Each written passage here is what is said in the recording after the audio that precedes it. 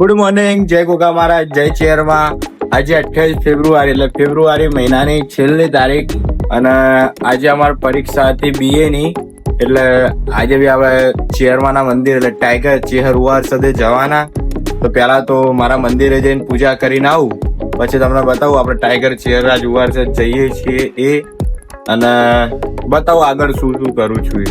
જય ગોગા મહારાજ, જય ચેહરમાં.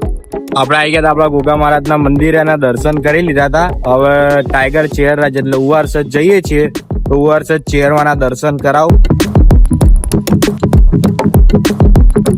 આપણે ઉવારસદ આવી ગયા હતા અને ઉવારસદ અહીંયા જયભાઈ બૂમો પાડતા હતા અને બધું હળગાવ્યું જયભાઈએ.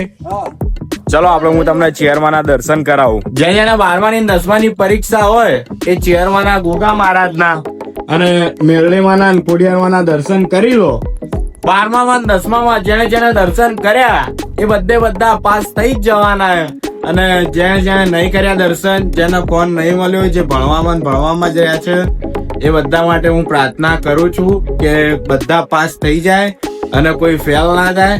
અને મારા ભાઈઓ અને વાલા બહેનો બધા ભણી લેજો. અને ભાઈઓ તથા મારા વાલા બહેનો બધા જેને 12મા ની 10માની પરીક્ષા હોય એ ભણી લેજો.